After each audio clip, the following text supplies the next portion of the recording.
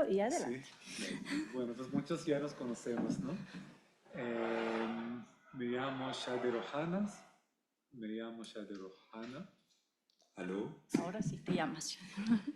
Bueno, pues muchos nos conocemos ya, pero mucho gusto a los que no nos hemos conocido antes. Me llamo Shadi Rohana. Yo soy profesor de lengua y literatura árabes en el Centro de Estudios de Asia de África del Colegio de México.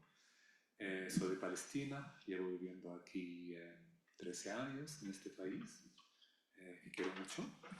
Y, y en cuestiones de investigación y estudios, pues trabajo en, digamos, puntos de contacto, momentos de contacto entre las lenguas árabe y española, más que todo a través de la obra de Miguel de Cervantes. Gracias. Bueno, yo soy Shekufa Mohammadi, también yo creo que ya nos conocemos. Yo trabajo aquí en Filológicas y mayormente a lo que me dedico es estudios de literatura medieval persa, especialmente un libro que se llama el Shahnameh de Ferdowsi, que desde hace años estoy traduciendo y trabajando. Bueno, pues, ¿quieres Sí, empezar tú? bueno. Sí. Bueno, la idea de este taller o de este encuentro surge de un libro que es un librito que se llama Contra el apagón, Voces de Gaza durante el genocidio. Aquí tenemos una versión digital del libro que vamos a estar trabajando en las pantallas. Pero para la edición en español, ahora les contamos por qué digo en español, y mexicana del libro, es muy fácil de... Es fácil, bueno, aquí tenemos algunas copias. ¿Sí? Es un libro que forma parte de la colección Vientos del Pueblo del Fondo de Cultura Económica. Cuesta 16 pesos nada más, un precio simbólico. Este libro surgió a raíz de una invitación que me hicieron para participar del Festival Internacional de Poesía en Puerto Rico en 2023. En 2024, perdón, principios de 2024. Y me mandaron la invitación como poeta, dijeron, ¿no? Como que quieren, más que todo porque querían tener presencia palestina en el festival. Pero yo les tenía que explicarles, no soy poeta, nunca escribí un poema en mi vida, pero sí soy traductor y traduzco poesía también. Entonces, después de intentar recomendar a otras personas que participaron en el festival palestinos, fue complicado, porque ya saben, para ir a Puerto Rico no necesita visa estadounidense. Entonces se hicieron en que para tener presente literatura palestina en este festival. Y Puerto Rico como otra colonia, ¿no? La solidaridad con Palestina es muy intuitiva, ¿no? Y para ellos fue importante tener presencia palestina. Entonces lo que yo les conté fue que yo llevaba un tiempo, estamos hablando ahí de diciembre del 23, en noviembre, diciembre del 23, traduciendo literatura palestina escrita en Gaza durante el genocidio. Que en aquel entonces todavía la palabra genocidio no era lo que estábamos usando, sino guerra. Y, lo que yo estuve haciendo fue pues ir a cuentas, bueno, de escritoras que yo conozco o que comencé a escuchar sobre ellos de Gaza y agarrar sus textos literarios, porque pues, la literatura árabe circula mucho por las redes, ¿no? Más que todo Facebook y Twitter, son como el archivo de la literatura árabe contemporánea ahora. Y cada vez que ubiqué un texto que es un texto literario, sea un poema o sea un texto en prosa, lo traduje al español y estuve ahí publicando un poco cosas en mi propia cuenta de Twitter cuando la tenía, que fue antes de Elon Musk todo esto, ¿no? Y entonces les dije que estuve haciendo esto y que hay poesía. Estuve haciendo textos de prosa y otros de poesía. Entonces las organizadoras del festival pues ahí hicieron la invitación, pidieron los textos y al final imprimieron un libro. Que no es este, es la primera edición, que es la edición puertorriqueña, que publicó una colección que se llama Colección Playa Susi. Y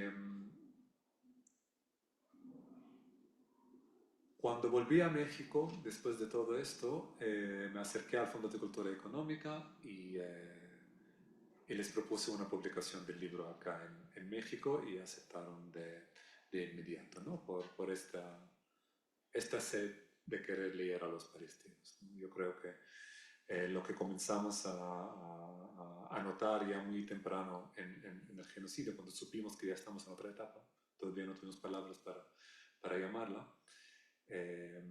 que hace falta las voces de los palestinos, ¿no? Y se puede hacer lo que se podía hacer porque esta voz está siendo acallada, ¿no? Y de ahí el nombre también, ¿no? Contra el apagón. Tomamos el apagón que es el apagón real que Israel impuso ya desde los primeros días de la guerra contra los palestinos, ¿no? De luz, de internet, de cualquier tipo de comunicación, de los teléfonos, pero también un apagón hacia las voces de los propios palestinos, incluyendo en movimientos de solidaridad con Palestina, ¿no? Como que siempre, yo por lo menos sentí, ¿no? Como que para solidarizarse con los palestinos, solo era conveniente solidarizarse con a quienes nos conviene solidarizar, ¿no? Y esto es por la desaparición de esas voces, ¿no? Que de repente comenzaron a decir, no, jamás no es el pueblo palestino, los islamistas, pero sí lo son, ¿no?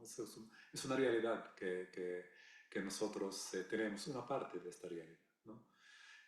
Y es importante tener todas estas voces, porque al final los palestinos son un pueblo normal, que nos tocó vivir esta situación, a los de Gaza les tocó vivir una situación terrible.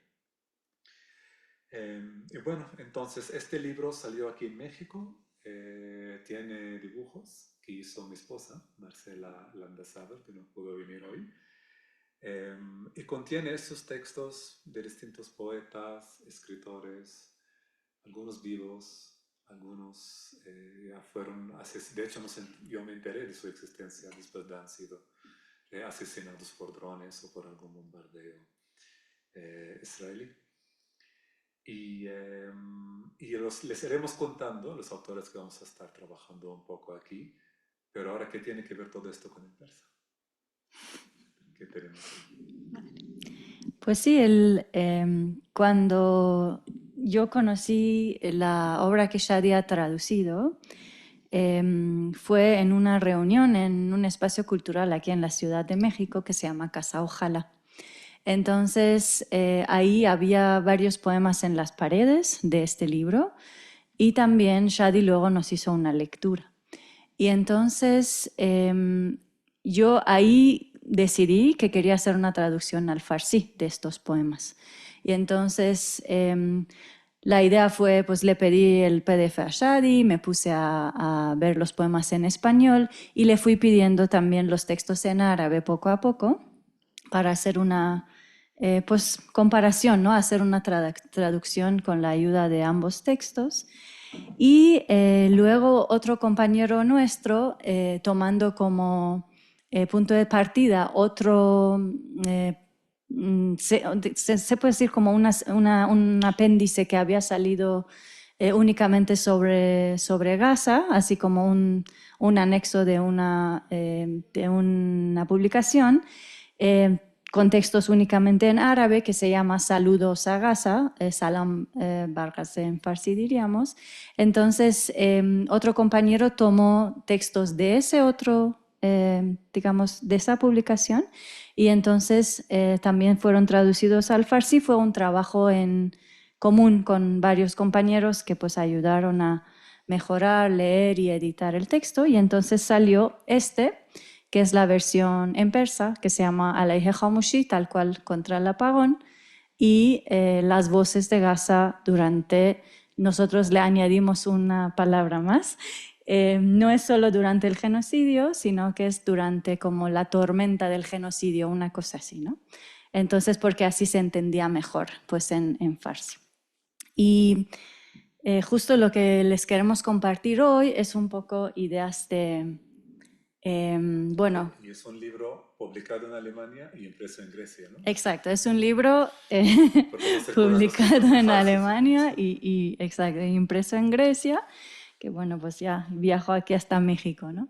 Entonces, la idea es un poco contarles en ese taller acerca de estas experiencias de traducción, que más adelante, pues Shadi y yo también pudimos sentarnos a ver en qué cosas se alejaban o se acercaban nuestras lenguas cuando habíamos hecho estas traducciones, y entonces eso es más bien lo que les queremos compartir. Y la idea es llevarlos, pues ustedes tienen alguna copia por ahí escrita que ojalá puedan compartir, pero también aquí en las pantallas van a estar viendo el texto en español en medio, que es como una especie de puente pues, entre las dos otras lenguas. Y les vamos a ir contando caso por caso qué cosas queremos destacar de cada uno de los escritores que están reunidos en este Y texto. también es importante para nosotros que sepan que pues, para ninguno de los dos el español es una lengua materna, ¿no? De hecho, para los dos yo creo que es una lengua que adquirimos después de otras, ¿no? Que hemos tenido que adquirir o hemos conocido. Entonces sí nos gustaría mucho, o sea, para nosotros dos, pues el español es un puente, en mucho sentido. Shekufé estaba traduciendo del español, pero al mismo tiempo pudo ir al árabe original de casi todos los textos y allí estar viendo, según su conocimiento del árabe, y vamos a hablar de esto, ¿no? Donde el árabe le ayudó, donde no tanto. Pero nos interesaría con ustedes también, con la información que nosotros les damos, tanto sobre el árabe como sobre el farsi, y viendo el texto en español, que es una propuesta de traducción mía, ¿no? Siempre se puede traducir de otras maneras, ¿qué hubieran hecho ustedes? ¿No? Y claramente como traductores, pues en mi caso por lo menos, en este caso en español, a cualquier traductor, traductora, cuando vuelve a ver un texto suyo, como pasa a cualquier escritor que vuelve a ver un texto suyo, siempre quiere cambiar cosas. Siempre no hubiera hecho otra cosa, hubiera hecho una cosa mejor. Entonces yo también para mí ahora voy a estar viendo cosas o cuando estamos hablando que así que no tengan miedo de decir, criticar y decir de que se puede hacer otras cosas, ¿no? Bien, pues el libro tiene un prólogo, esto ya lo vamos a saltar, y vamos a comenzar con Nureddin Hajjaj, que está en la página 13.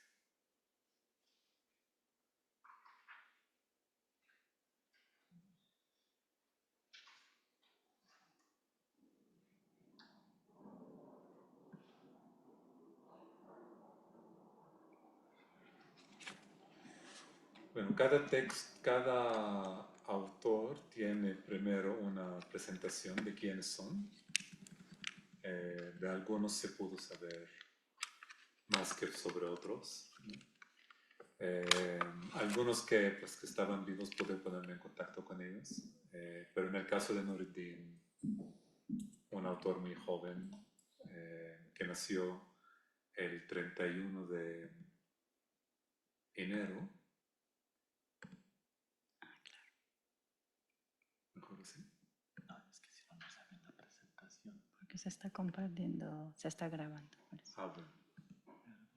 Yo no existo. No, no te preocupes. No, eso no se va a ver bien. ¿Dónde está la...? Ya me pasé.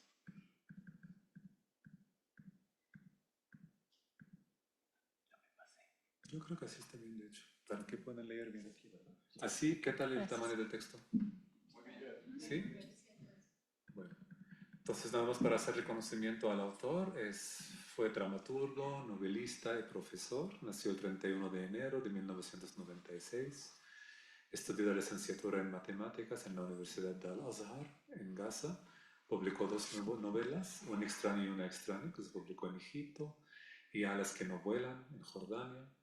Perdió la vida a causa de un bombardeo israelí en su departamento del barrio del Shuja'iyya, en el oriente de la ciudad de Gaza, el 3 de diciembre de 2023. Los textos provienen de su página en Twitter. Si entran a Twitter y entran con esto, yo creo que sigue allí y sigue todo su archivo de literatura que él iba publicando. Y cada texto tiene pues la fecha y la hora en que se publicó, las horas de Gaza, ¿no? O sea, cuando estuve calculando las horas, pues era como hacer la diferencia, porque a mí me ha parecido según la hora de México. Y los primeros llegan de este primer texto, ¿no? Ujú, de aquí justo. Sí. Bueno, pues yo les cuento, si quieren, aquí pueden ver que él está hablando un poco de que es una persona real y que vive en un mundo con sueños reales y que no quiere ser un número, quiere ser alguien cuya vida se tome en cuenta. Y entonces habla de sus sueños, ¿no? De lo que le gustaría. Y luego aquí, si se fijan, dice, otro sueño, ahí dice, otro sueño, 2 puntos. Tener una familia pequeña, un hijo que se parezca a mí para arrullar y contarle un cuento antes de dormir. Entonces, por ejemplo, esta frase, como cuando yo lo leí en el español para poderlo traducir, una de las primeras cosas que pensé, ahora sí me gustaría levantarme, yo creo que ya. Y les voy a aquí apuntar, es bueno, pues cuando tú lo lees así en el español, tener un hijo que se parezca a mí para arrullar. ¿Cómo? Nada, ¿no? Pensé que dijeron algo. Bueno, entonces, pues a lo mejor desde mi español, como yo percibo el español, yo habría dicho, bueno, pues eso puede ser un hijo que se parezca a mí para que yo lo arrulle, ¿no? Y que le cuente un cuento, porque después viene ya el lene, contarle un cuento. Pero también yo desde mi manera de pensar en farsi, llevado al español, yo podría haber leído eso de otra manera y haber dicho, bueno, me gustaría tener un hijo que se parezca a mí, que me abrace, o como la cuestión de arrullar podría ser de las dos partes, ¿no? Como que él me haga que yo me pueda tranquilizar y quedarme dormido, y entonces le contaría un cuento. Entonces allá el español para mí, por lo tanto, no era suficientemente claro. Yo no sé quién estaba arrullando a quién o el abrazo de qué lado iba o venía, entonces me fui al árabe. Entonces ahí sí hay muchísima más claridad. Sí, aquí hay algo. Pues aquí tenemos el árabe y el farsi, justo de esta frase que está aquí señalada. En el árabe es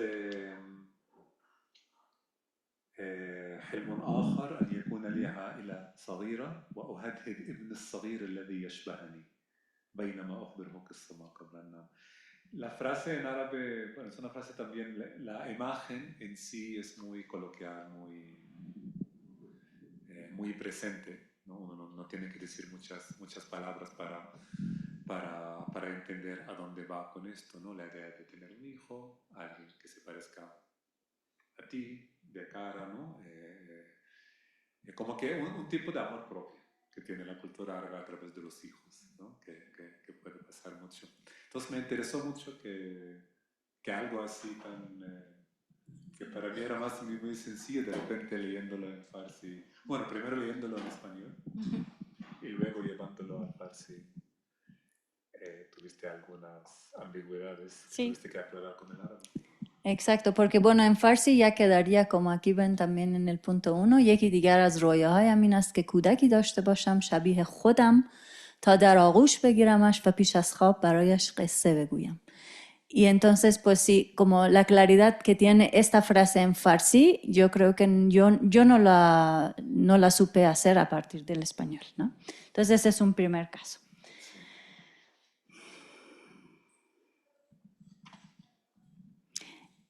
Bueno, el segundo caso que aquí les queremos también compartir es del mismo escritor, y ya tiene que ver con un término que aquí sí nos gustaría mucho escucharles, que es el concepto de mártir, ¿no?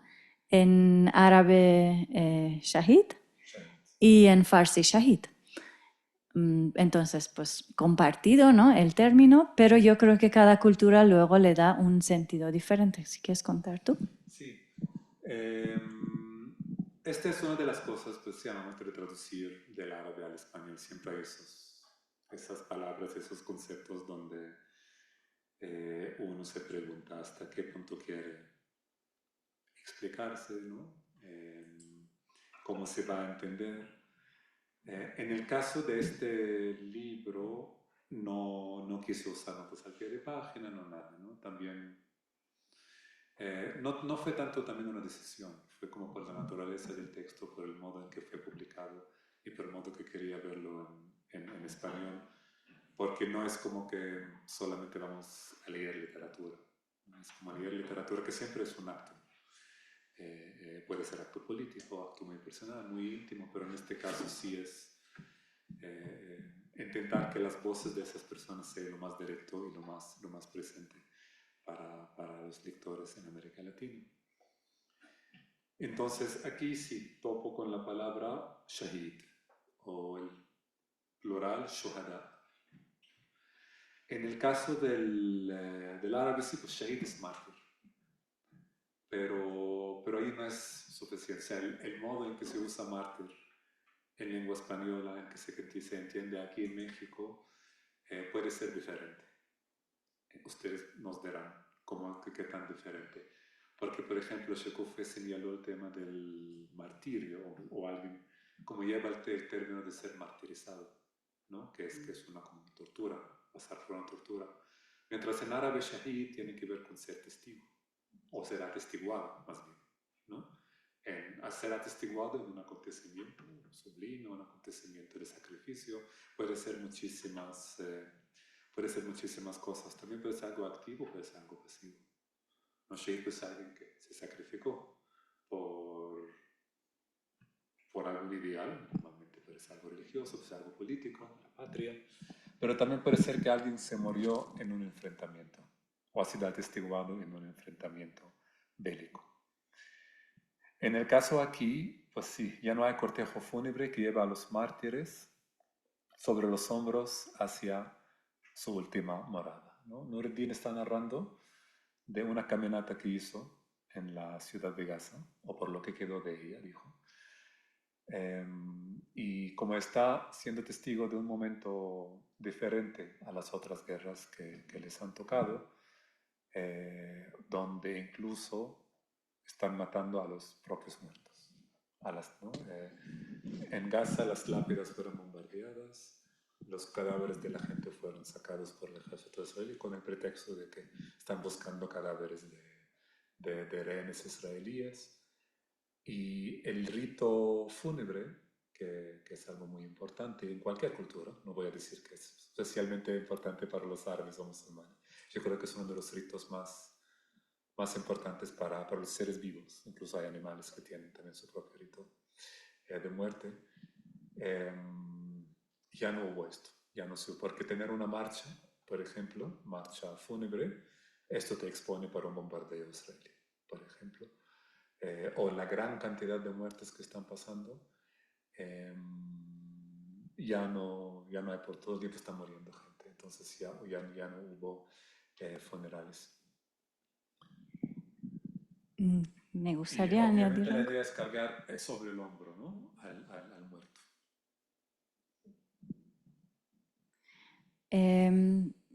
Bueno, como dijo Shadi, o sea, la idea de qué significa para ustedes la palabra mártir, eso nos gustaría escucharlo. Porque yo creo que, por ejemplo, también en Irán, cuando tú dices shahid, y le contaba yo a Shadi que ese término es un término que fue confiscado y fue recuperado. Fue confiscado por la República Islámica cuando ellos llegan al poder. Ellos llaman shahid a sus caídos en la guerra contra Irak. Y hasta hoy llaman shahid incluso a, por ejemplo, si ellos mandaron a su cuerpo militar, digamos, que opera fuera de las fronteras de Irán, por ejemplo, cuando participaron en las matanzas en Siria, etc. Esta gente que uno lo miraría y diría, bueno, esos son asesinos, para la República Islámica son shahids, son sus shahids. Entonces, cuando yo traduzco esto y me encuentro a la palabra, digo, ¿qué hago con esa palabra? Porque si utilizo shahid es como si estuvieras repitiendo el discurso de la República Islámica. Pero entonces fue toda una discusión también con mis compañeros, especialmente también con muchos jóvenes en Irán después de los últimos movimientos que empezaron a llamar shahid a sus caídos justo para recuperar el término y decir, no, eso no es suyo, también, o sea, es nuestro, ¿no? También nuestros caídos también merecen ser llamados shahids, ¿no? Esa cuestión. Entonces, fue toda una discusión si era una buena decisión utilizar esta palabra en la traducción, porque podría haberse sustituido por otra, pero finalmente la decisión fue que sí, que se quedara justo porque queremos que se recupere, ¿no? Que no sea solamente de la República Islámica, pero ahí hubo un truco. En el árabe está shohada. Yo podría haber puesto shohada tal cual. O sea, utilizar, digamos, en plural del árabe. Lo podría haber hecho porque en Irán se utiliza. Pero yo opté por shahidan, que es una manera persa de hacer el plural. Entonces, con eso, lo que distingo es shohada, que se utiliza por la República Islámica, se queda ahí, y yo hago mi shahidan a partir del farsi, ¿no? Como que un plural que es mío a partir de la propia palabra, ¿no? Entonces es como una diferencia muy pequeña, pero en realidad como conceptualmente pues tenía mucho que decir.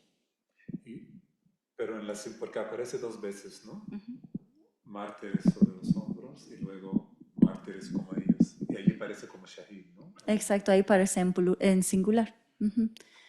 Si se lo leo también en farsi si quieren es حال دیگر این خیل عزاداران نیست که شهیدان را بر دوش خویش تا سرای آخرت بدرقه می‌کند تنها همراه ایشان خانواده هایشان هستند شهید همچون خود آنها que bueno eso en farsi no me haría falta poner otro plural en realidad. Sí. Entonces la pregunta es ahora sí, para ustedes, que comenten. Es cuando estamos viendo, por ejemplo, la etimología del mártir en español es testigo, del griego, ¿no? Pero para un hispanohablante hoy esto ya es del antiguo, ¿no? Uno tiene que buscar en un diccionario para entender que se trata de algo que tiene que ver con testigo, ¿verdad? ¿O no? Sí.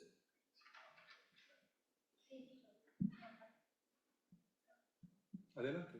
No, quería decir que efectivamente es uno de los puntos de contacto de las tres lenguas que en español mártir quiere decir también testigo, viene del griego en el caso del castellano, pero por lo menos en la América Latina tiene un significado que viene de la religión católica. Entonces un mártir se asocia más con un santo tal vez de los primeros santos cuando hubo la persecución de la iglesia, ¿no? Durante el tiempo del Imperio Romano, ¿no? Pero es curioso que haya esta coincidencia de la etimología.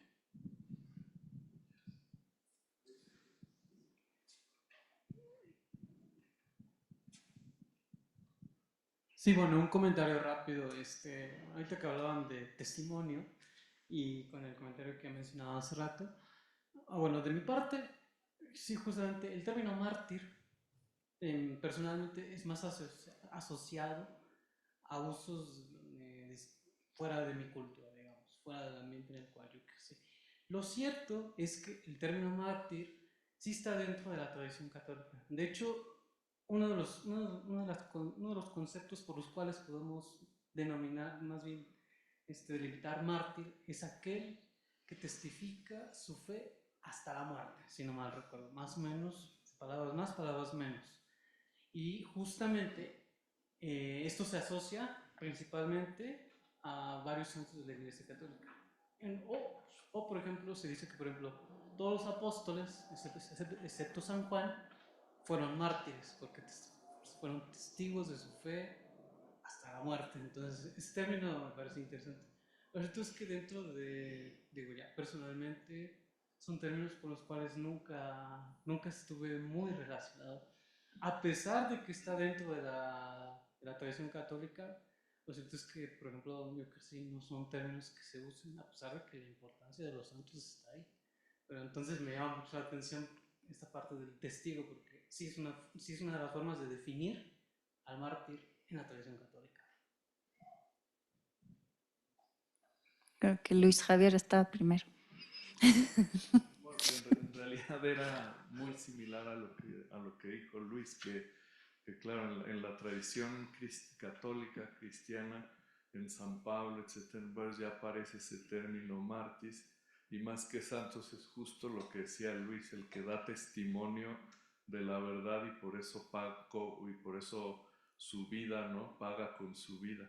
Entonces yo lo que creo es que ese término después en Latinoamérica, en el habla popular, pasó algo similar a lo de Sheku, es decir, se secularizó, se extrajo ese sentido religioso y entonces tiene el sentido del que, el que es sacrificado por algo, ¿no?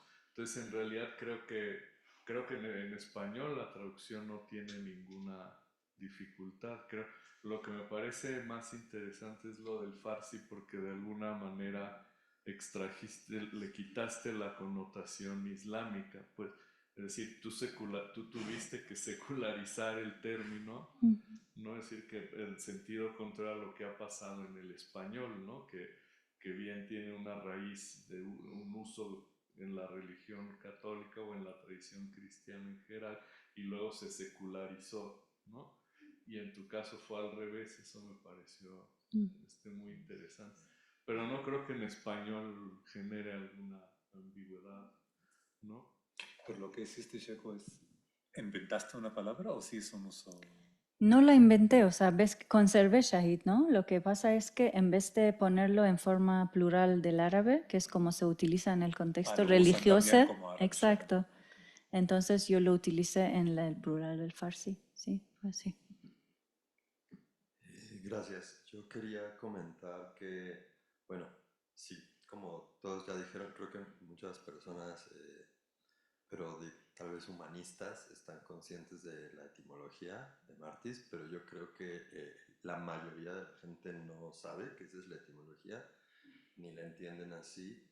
Y bueno, ahora que con todo lo que tristemente ha estado pasando se escucha más este término o se intenta hablar de lo que quiere decir en ese otro contexto. A mí ya me ha pasado antes de preguntarme si no, o sea, no es ambiguo en español, pero cuando escucho lo que puede querer decir en árabe para otras personas, sí siento que tal vez se pierde algo o que se puede oscurecer un poco.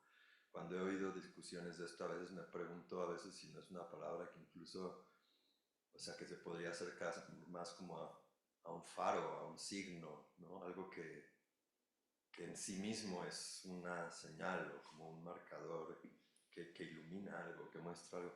Y bueno, lo otro que quería decir es que eso, creo que, bueno, tal vez muchos católicos sepan que ese es el origen del término, pero yo creo que en el español coloquial ese mismo sonido lo relacionamos más directamente con sufrimiento, ¿no? Yo diría, o sea, sí, o sea, como con sufrir. Incluso creo que hay veces que no es muy correcto, pero que hay gente que utiliza martirizar como sinónimo de torturar, ¿no? O sea, bueno, yo me acuerdo mucho de niño que una vez le pregunté a mi abuela por qué era ilegal tener los vidrios oscuros de los coches, porque pone que en realidad no está permitido. Y me acuerdo que mi abuela me dijo, no, pues porque pueden estar haciendo algo malo, llevar a una chica y estarla martirizando, ¿no? Yo creo que de pronto a nivel más coloquial, pues sí se puede perder un poco todo el otro aspecto, ¿no? Y sobre todo como su sufrimiento, ¿no? Como alguien torturado. Sí, sí, sí, por favor. Lo que puede ser interesante es que en el origen católico del término, te escuchaba, el mártir decide serlo de manera voluntaria. Es decir, en el término hay un matiz aquí interesante, ¿no? Que el que decidió dar testimonio de su fe aceptó voluntariamente ser torturado para dar testimonio de que eso fue verdad. Y en este caso eso no es tan claro, es decir, aquí hay podría funcionar el término víctima, ¿no? Es decir, que lleva a las víctimas, porque no en todos los casos los asesinados, bueno, no es que lo hayan decidido voluntariamente, ¿no? Entonces, en ese sentido, el término sí podría generar alguna ambigüedad, ¿no? En el caso de que se tuviera en cuenta si uno aceptó voluntariamente o si más bien es víctima pues de las circunstancias y uno no quería dar testimonio de nada, ¿no? Sí. Sí, en el caso del árabe shahid o en el contexto palestino más bien, sí es para distinguir a alguien que murió de muerte natural por otra causa, ¿no? Como aquí cuando es la causa política, es la causa por Palestina, se volvió como un término que se usa, pero también, o sea, al igual que ustedes están diciendo que, o sea, yo creo que también para un árabe parlante, todo este contexto del ser testigo o dar testimonio, aunque la raíz de la palabra está, pero tampoco creo que es tan presente. Yo creo que es un uso político de esto.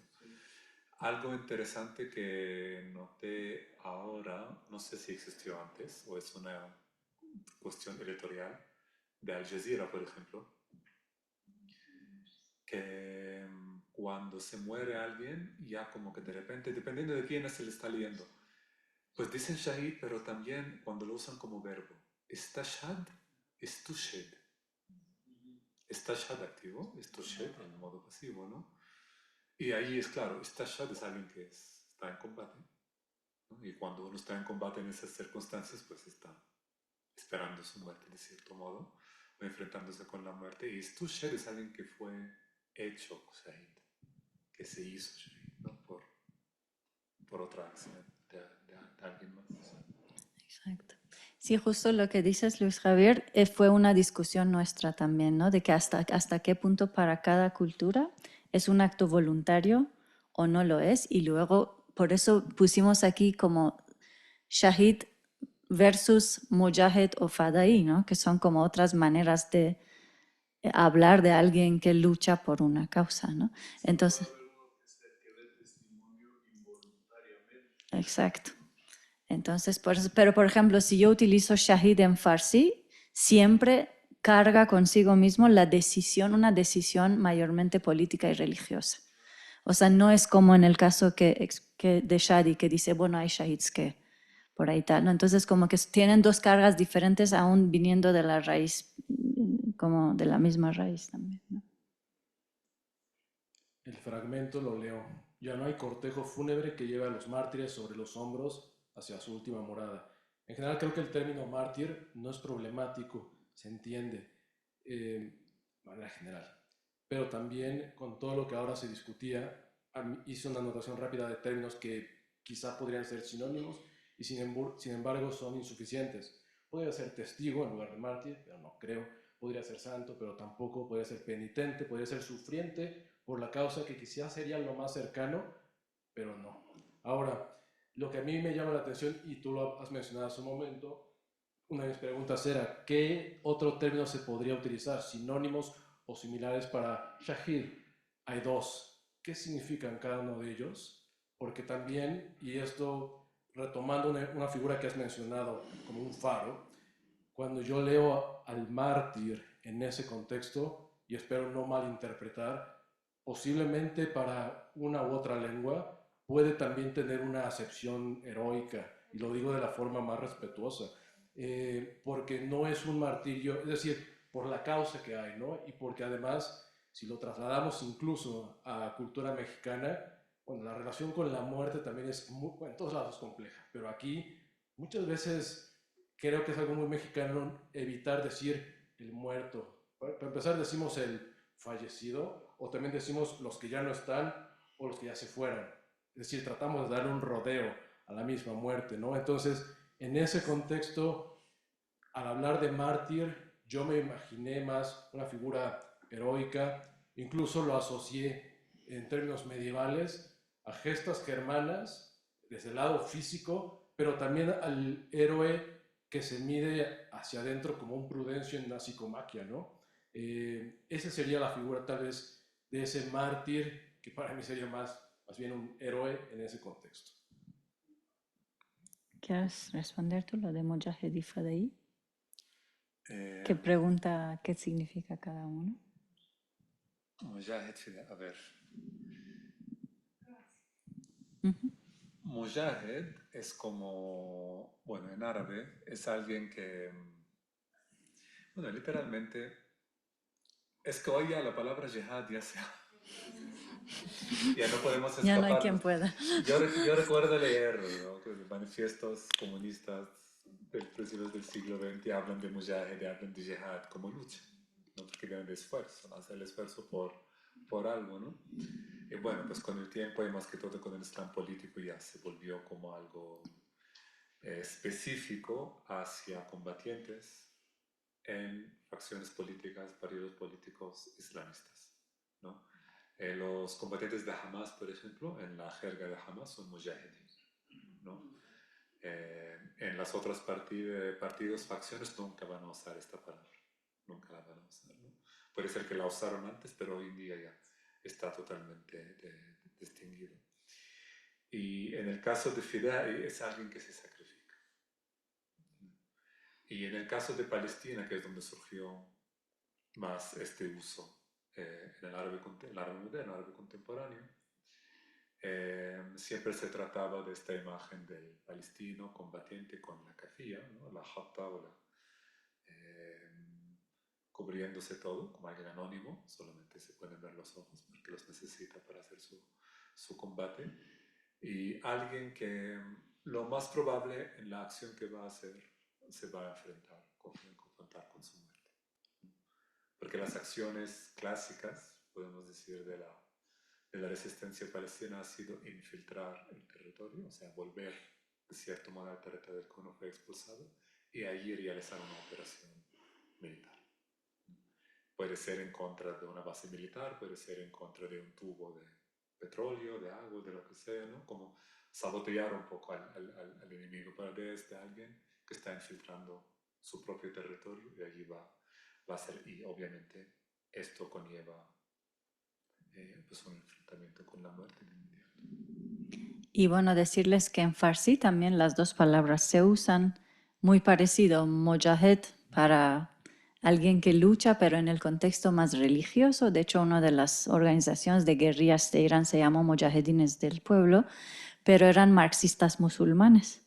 O sea, sí había siempre bueno, más allá de qué significa ser marxista musulmán, pero o sea, era en ese contexto religioso.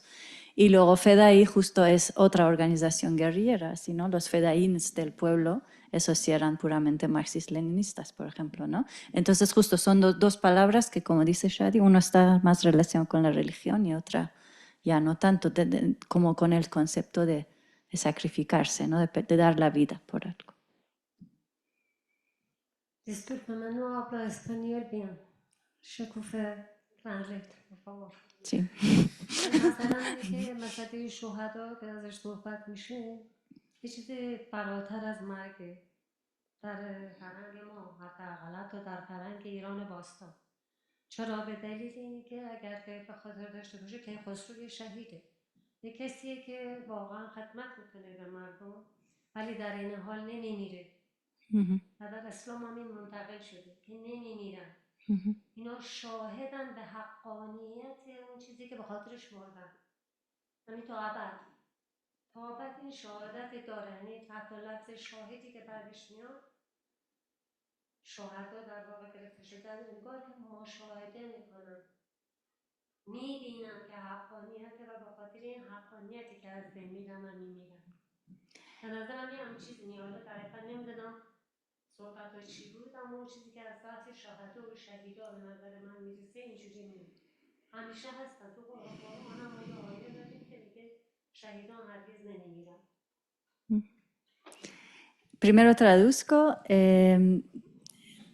La idea es que la palabra shahid, que está pues, en el contexto del Islam, se entiende a partir del árabe, también es algo que existe en la cultura iraní preislámica.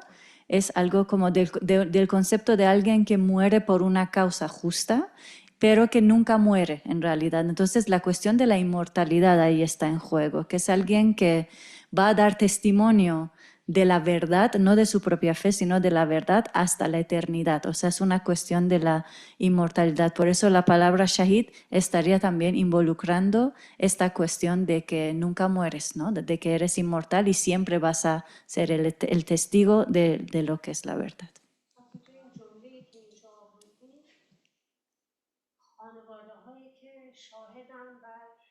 یعنی شهدایی که شهید کردن خانواده هاشون همونایی هستن که مردن گویی که اینها بازم همون لحظه شاهد بر حقانیت مرگ اینها. Sí, aquí dice mi madre que la segunda palabra de mártir, que está en el español, dice solo los acompañan sus familiares, mártires como ellos. Ella lo entiende como las familias dando testimonio, no tanto siendo mártires, sino como que dando testimonio de cómo ellos eternamente darán testimonio de algo, ¿no? Como que 2 veces testigos, una cosa así. Bueno, pues muchas gracias. Yo creo que continuamos, si no, no vamos a poder llegar. Sí, pero sí me gustaría también decir, me parece muy importante, también para que no asociemos, en el caso del árabe, solo asociarlo con el Islam. El árabe, de hecho, existió antes del Islam. De hecho, cuando surgió el Islam, ahí Luis Javier y Manuela nos pueden dar una cátedra sobre esto. Cuando surgió el Islam, el primer público del Corán pues fueron judíos, cristianos de la península arábiga que utilizaron el árabe como una lengua litúrgica, si no me equivoco, ¿no? Ahora, ¿qué términos? O sea, mientras con el paso del tiempo, los cristianos en lengua árabe comenzaron a alienarse un poco con las terminologías musulmanas, ¿no?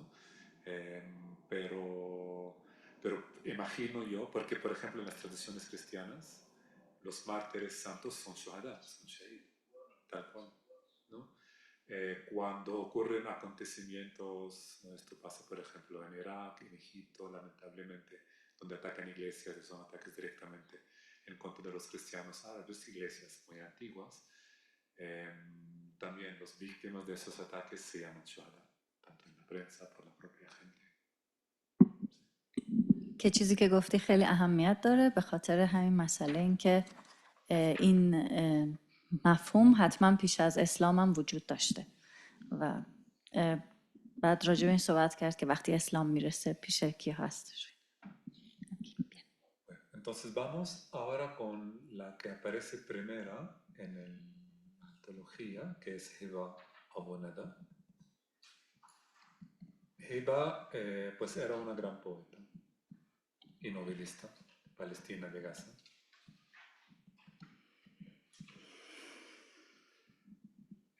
Nació el 24 de junio de 1991 de una familia de refugiados originarios de la aldea de Bet Jirja, arrasada por las tropas israelíes durante la Nakba del 48. Publicó su primera novela en 2017 en los Emiratos y murió durante un bombardeo israelí junto a su familia el 20 de octubre de 2023 en su casa en la ciudad de Khan Yunis. Y los textos son de su página en Facebook. Vamos por partes. A ver, comenzamos con... ¿A cuál voy?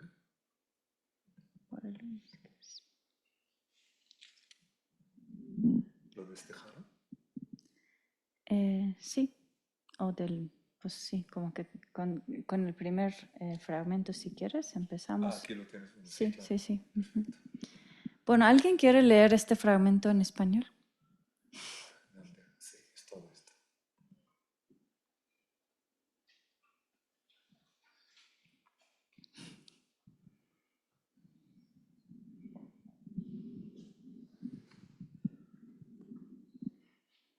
Dice,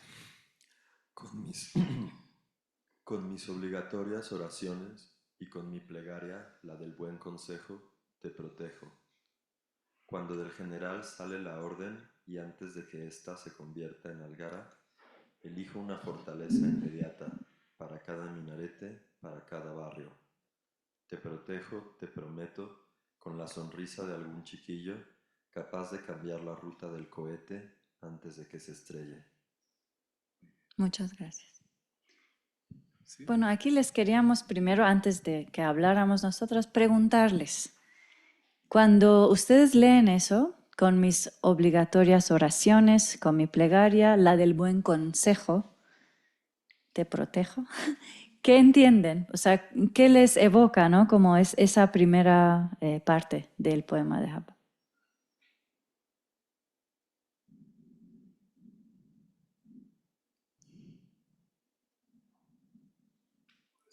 población cristiana. Ujú. Buen consejo, esa terminología parecería si fuera población cristiana, alguna Palestina cristiana o algo por el estilo, por la figura y con mayúscula, ¿no? La del buen consejo, ¿no? Si estuviese evocando como alguna divinidad, una virgen, algo por el estilo. Sí. Listo. Sí, una cosa así. Pues entonces sí que se empieza tú. Pero es la voz también de la madre, ¿no? O sea, la figura de la maternidad que protege a sus clientes, hijos. En el caso de ella específico, ella no era madre, pero la imagen es, obviamente, porque luego se habla de los chiquillos. Sí. Bueno, aquí nada más pensándolo en árabe y en español, este poema me costó mucho traducirlo y no quería hacerlo al principio, pero decidí ponerlo más que todo porque no me gustaron las otras traducciones que he visto. Entonces quise tomar el reto. Y una de las razones por las cuales no me gustaron las otras traducciones, tanto al español como al inglés, y muchas de las traducciones al español salieron de la traducción al inglés, o de varias traducciones al inglés, es que sentí que secularizaron el poema. Cuando se trata de una poeta muy religiosa, llevaba una vida religiosa, porta el velo, por su y sus referencias en este poema, que es un poema fuertísimo, es alguien que está anticipando su muerte también, y es alguien que está un poco, lo que a mí hasta ahora me impresiona es cómo ella pudo hacer detener el tiempo y poder escribir un poema así. Un poema que tiene métrica y que tiene rima, según la tradición de escribir poesía en árabe de la época preislámica, ¿no? O desde hace mucho tiempo. Haciendo juegos modernistas con esto, pero sí, o sea, bajo bombardeo y en esta situación uno llega a escribir un poema de esta manera y con todas estas referencias de su mundo, de su entorno, de una comunidad religiosa. Entonces ahí, ¿no? Ella habla en árabe, yo creo que los que más nos gustaría que nos fijemos en este pedazo, es obligatorias oraciones y la plegaria del buen consejo, ¿no? Porque en árabe obligatorias oraciones es solamente una palabra, furud, que es como las obligatorias, ¿no? Lo obligatorio, pero haciendo referencia a las oraciones que uno tiene que tener. Y luego, con la plegaria del buen consejo, pues es la istijara. ¿Y qué es la istijara? Bueno, si quieres, empiezo con Farisa también, Okay, ¿no?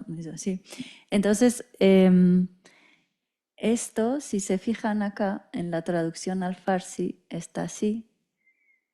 Dar namazhay panjganam, como que mis 5 rezos diarios, que son las oraciones obligatorias. Las obligaciones obligatorias, y estejare, así tal cual, pues porque así se dice también en farsi, ¿no? Que es como ese asunto de que tú abres el Corán normalmente al azar, has hecho no un deseo, sino una pregunta, y entonces hay un buen consejo para ti. Lo abres y lo lees, y sobre eso pues recibes el concepto, ¿no? Entonces, de ahí incluso hay libros que ya pone Heir o Shar, ¿no? Entonces, cuando tú abres, sabes si lo que vas a hacer está bien o no está bien, ¿no? Entonces, incluso los hay así. Entonces, aquí, pues, el árabe y el persa, pues, son muy cercanas en cuanto que... Sí, incluso estehar es la misma palabra que se utiliza en las dos lenguas. El tema de utilizar en vez de... ¿cómo es en árabe? Furud, en vez de hacer, en vez de decir furud, por ejemplo, yo habría podido utilizar en farsi otra manera de esto, porque en la terminología islámica yo puedo decir también en farsi faroyez, así es farayed, ¿no? Sí, pero nosotros diríamos faroyez de panchgane. Es lo mismo, es las obligaciones 5 veces al día. Pero ¿por qué no utilizo esto y digo namazhay panchgane? Namaz es un concepto que tiene que ver con la fe de la gente, mientras que Farida para nosotros tiene que ver con la religión de Estado. Entonces otra vez está esta decisión, ¿no? De, bueno, entonces no son mis farayez de panchgane, ¿no? Sino que son mis namazhay panchgane, ¿no? Eso. Y seguimos con Abba, ¿no? ¿Esta cuál es? Esta es La de calles, las ¿no? calles. Sí.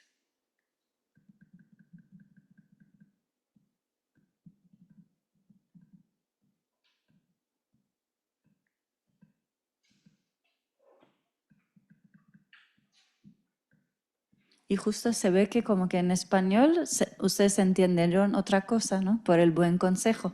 Pero en farsi ese problema no existe, ¿no? Porque...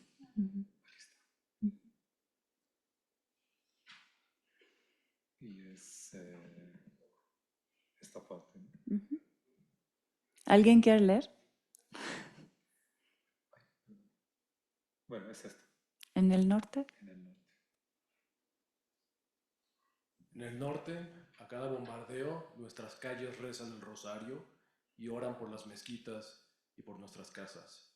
Y en el sur de la franja, otras calles responden. Ah, y también lo que se nos olvidó decirles es del verbo de te protejo. Claro, Claro. es ¿Quieres? oído, ¿qué?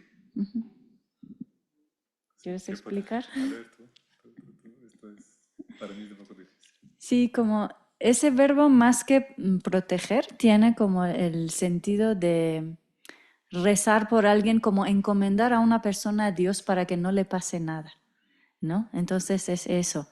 Entonces, revisándolo con Shadi, luego yo pensaba, habría sido mejor que yo en farsi hubiese puesto Doayat mikonam, rezo por ti para que no te pasen las cosas. Y yo lo tomé a partir de tu español, ¿no? Y dije, te protejo, ¿no? Hefazatat mikonam. Pero pues habría sido más correcto Sí. eso. Sí, yo también no estoy seguro si te protejo, o si se pudiera haber trabajado un poco más esto. Pero como es algo que no es por el ritmo del poema, como uno siempre tiene que priorizar ciertas cosas por otras, ¿no? Y por el ritmo del poema es una palabra que se está repitiendo. Entonces quería que sea algo más corto y más directo en español. Y en esta, la que leímos ahora, la que leyeron ahora, llama la atención algo para traducción, algún... No alcanzo a ver el árabe, pero rosario es qué. Dice, en el norte a cada bombardeo nuestras calles rezan el rosario. En árabe dice, شوارعنا تسبح كل قصف. Tú sabes. تسبح. Sí, porque tasbih es distinto a rosario. El rosario para mí es bien cristiano. Pero ¿cómo llamarían al rosario musulmán?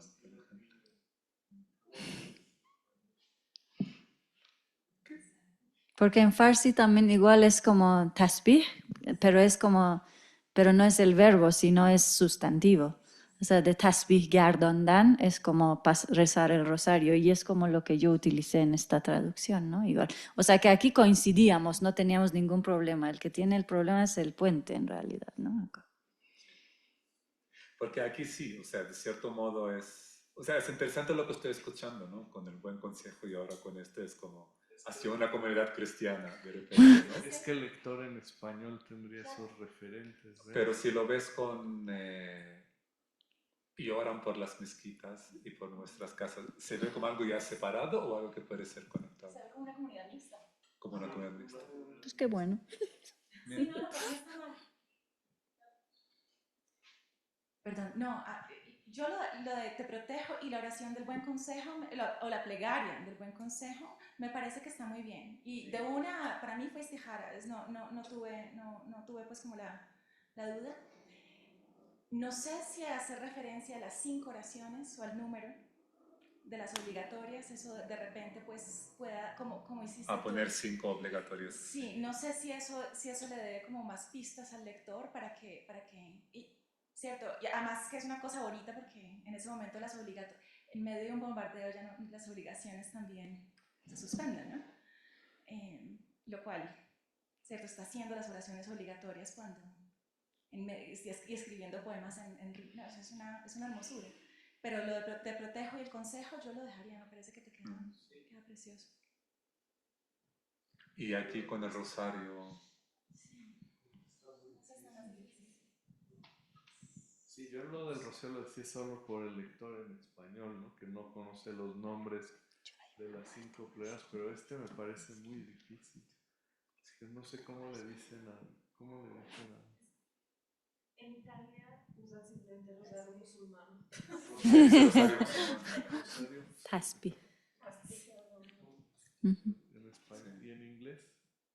Por ejemplo, Salat no se traduce. Sí, exacto. Se deja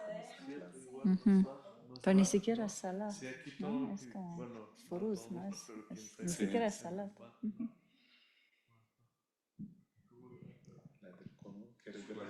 aunque Sí, que está en la misma definitivamente línea, ¿no? viene del contexto justo cristiano, creo que si hay personas que están conscientes de que hay prácticas similares. Yo incluso creo que se llama Mala, de la India, lo he escuchado también siendo nombrado como rosario, entonces creo que sí funciona. Y buen consejo queda muy bonito también, pero justo las mayúsculas y todo, supongo que sí dejan la cuestión, o sea, sí dejan como a uno queriendo saber, bueno, sí, en el sur es el si te preguntas qué será. que aquí Ya no sabiendo de dónde viene, supongo que también podría haber quedado simplemente bien como pues, la plegaria aconsejada, ¿no? O sea, que fue aconsejada por... Pero es que son dos cosas diferentes.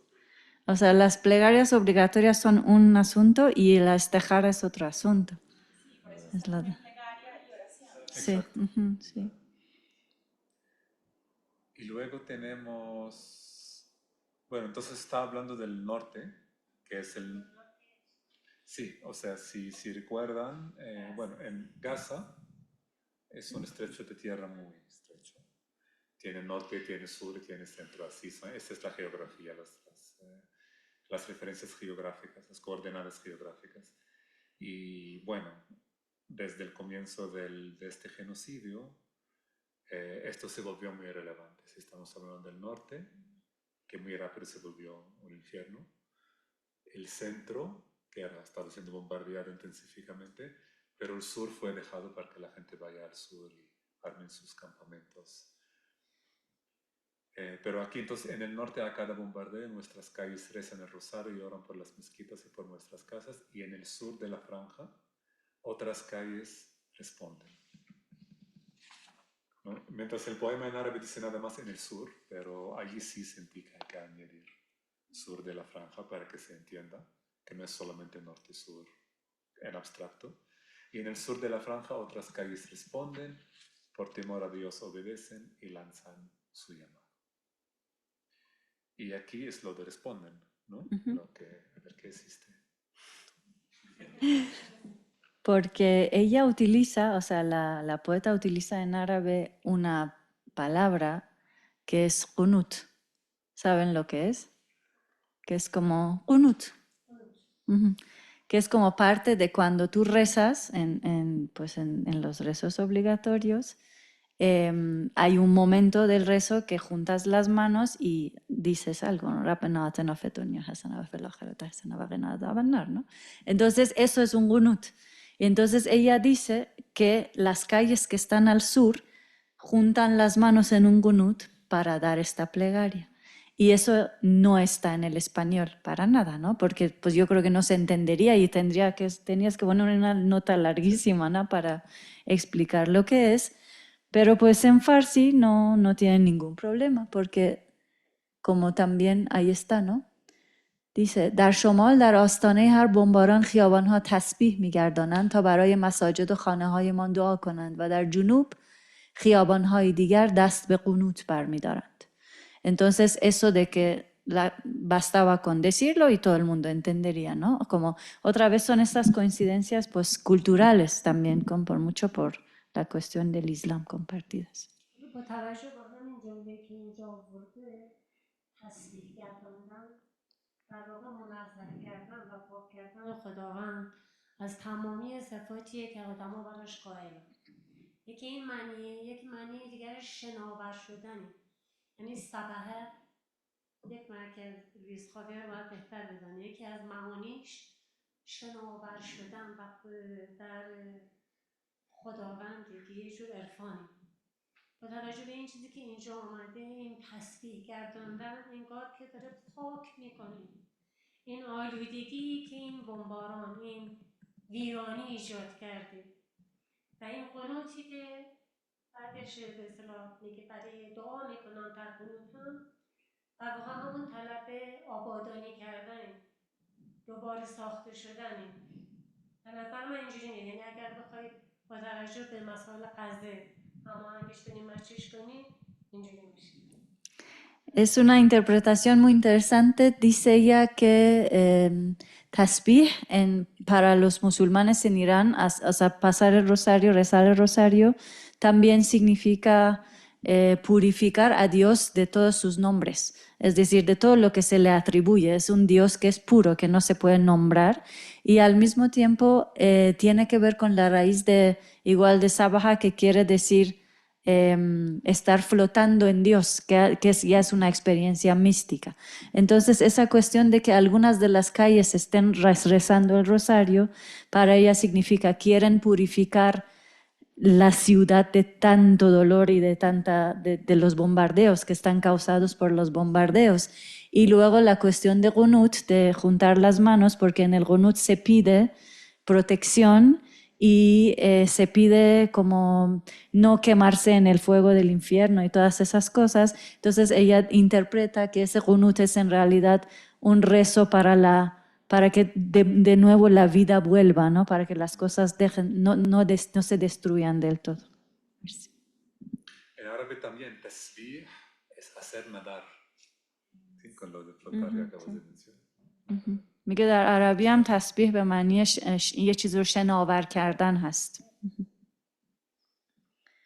Yo también tengo que decir que yo no vengo de ninguna tradición islámica. Mis familias son católicos y también para mí tuve que hacer, ¿no? Con un esfuerzo para Istihara fue la primera vez que lo... Y Qunut, esto fue la primera vez en este poema que lo toco.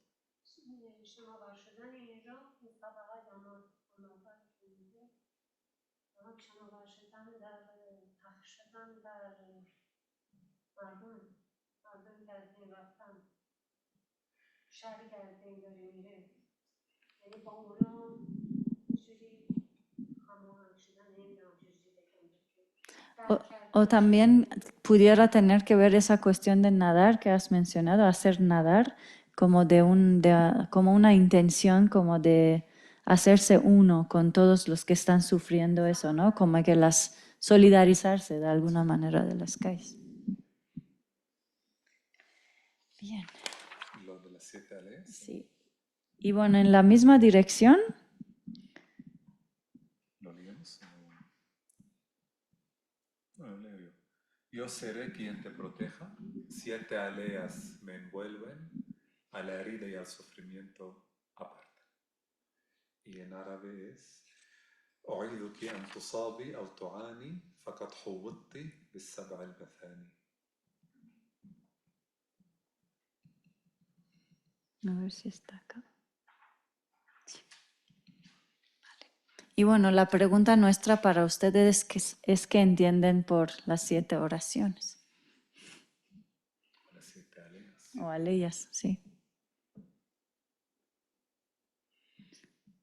Y aquí sí tuvo un destino muy diferente en cada lengua, ¿no?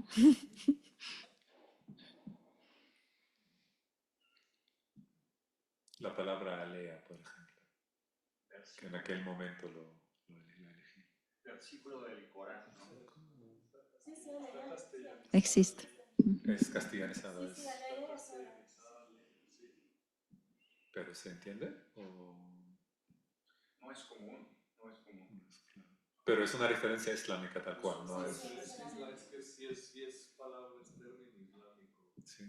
pero sí está castellanizado. Pero claro, en el mundo nuevo, pues cristiano, que pues no, quien no está familiarizado con el Corán, Sí, pero sería versículo y ahí sí. versículo ahí sí sería confuso. Sí.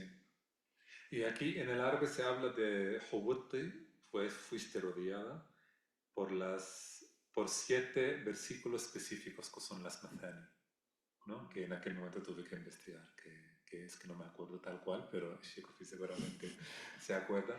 Pero allí también, como que lo estuve pensando mucho. Recuerdo que en esas situaciones me quedo pensando, ¿qué priorizo? ¿No? Porque si quiero como que dar más sentido a lo que son las Mathani, tendré que usar más palabras y algo más largo, o dejar una referencia a aleas nada más, que son 7 aleas, y dejarlo allí, pero no cuál es la específica, o las 7, tal cual esto ya está indicando que son 7 específicas. Sí, y aquí pues justo cuando yo me encuentro tu traducción al español me pregunto qué 7 aleyas serán, ¿no? ¿Cuáles serán?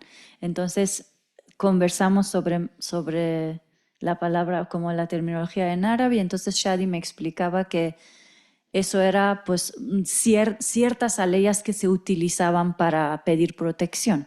Entonces, por ejemplo, en el Islam Shi'i, con que yo soy familiarizada, le decía a Shadi que son 4 asuras, que en realidad se utilizan para pedir protección, que se llaman chahar gol, los 4 gols, ¿no? Gol a'udhu birabbil falaq, gol a'udhu birabbin nas, gol huwallahu ahad y gol, ¿y cuál más?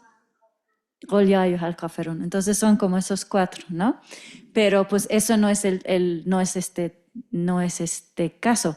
Entonces yo me puse a pensar, bueno, ¿cuál asura tiene 7 aleyas que se pudiera utilizar así como para pedir protección? Entonces en la traducción al farsi, o sea, la respuesta fue que va a ser el surat al-Hamd, alhamdulillah rabbil alamin arrahman arrahim maliki yawmiddin iyyaka na'budu wa iyyaka nasta'in ihdinas siratal mustaqim siratal ladzina an'amta alaihim ghayril maghdubi alaihim waladdallin, que son 7.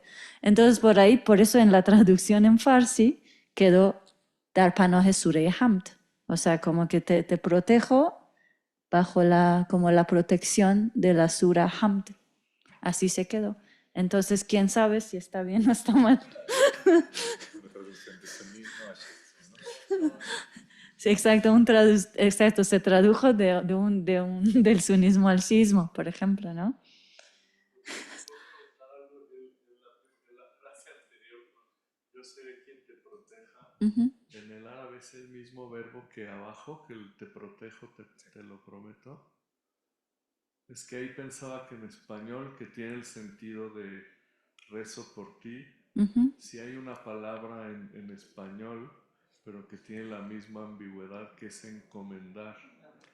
Que encomendar puede significar que te asigno algo, pero también puede significar que pido por ti. Te encomiendo. Sí, te encomiendo puede ser ambiguo en español, pero puede ser te encomendaré la tarea de tal, o sea, te voy a pedir que hagas algo, pero también tiene el sentido de te encomiendo a Dios, por ejemplo, quiere decir que le pido a Dios que te proteja. Entonces pensé que desde el anterior pensé que a lo mejor ahí, y quizá no afecta tanto tu métrica, ¿no? Bueno, más o menos sí, más en el primero sobre todo. Sí. ¿Se puede decir encomiendo o solo te encomiendo?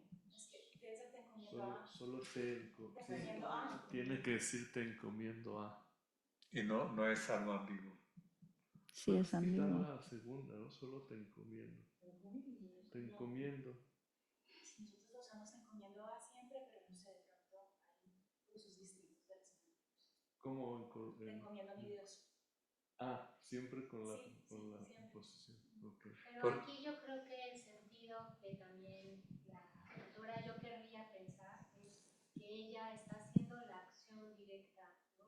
de proteger, de abrazar, o sea, no dejándoselo a un alguien más, aunque ese alguien más sea el ser superior, sino que es ella la que se está abriendo, dando. Más activo. ¿Por qué? A ver, es interesante esto. Entonces, ¿por qué encomendar es como un grado menos de acción en este sentido? No, ahí primero reconoces que tú eres pequeño para proteger, porque no está en tus manos, ¿no? Pero que sabes de alguien más que sí puede hacerlo, que no hay duda que lo va a hacer. Por eso lo encomiendas, lo pones en manos de ese creador. Que se parece mucho al árabe, de hecho. Sí. Sí, bueno, por lo que explicaban primero en el primer verso de que tradujeron Te protejo, también pensé en lo de Te encomiendo, porque bueno, también tiene este sentido religioso, pero también siento que es muy maternal, ¿no? Bueno, a mí me recuerda también mucho como que a la abuela, a la tía, a la madrina, de que, ay no, sí, te voy a encomendar a la Virgen o al Arcángel Gabriel o a... Todo el mundo está como encomendado a alguna fuerza superior en su bautismo, creo también. Y bueno, ya sé que no estábamos hablando de eso, pero quiero preguntar si al fósforo blanco lo teñiré de naranja. Eso es naranja. Ahora color... llegamos. Lo tenemos. Ahora llegamos ahí. Sí. ¿Cuál es la que...? Entonces, el siguiente punto es las lágrimas de sus madres. Pero si quieres podemos ver esto primero, ya que está aquí. Sí. Vale, pues ¿quién lo quiere leer? ¿Nadie, de verdad? A ver, Luis. El que está aquí, al fósforo. Vale. Al fósforo blanco lo teñiré de naranja para que puedas percibir su sabor, y en el humo esparciré los colores de las nubes para que puedas contemplarlo.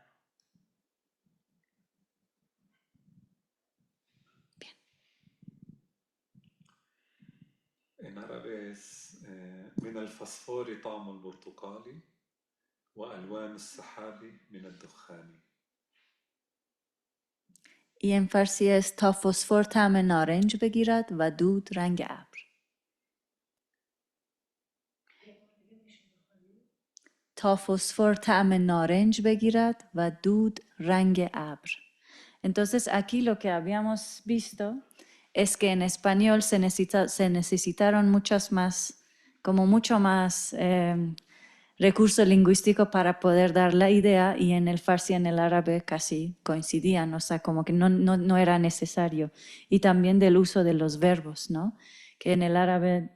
Sí, porque en español no puedo nada más dejarlo del fósforo blanco, sabor de naranja. Que en árabe sí uno puede hacer ese tipo de oraciones. Y en farsi también.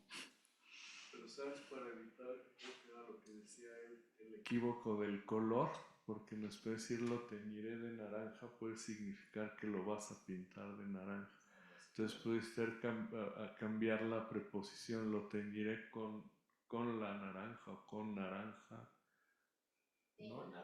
O con naranjas, pluralizarlo, ¿no? Sí, puede ser una opción.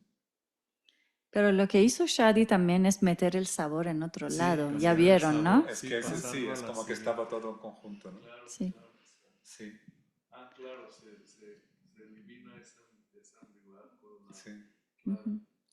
Ahora, en farsi, tanto la palabra tam como Portugal existe y se entiende perfecto. Yo podría haber escrito تا فسفر طعم پرتقال بگیرد.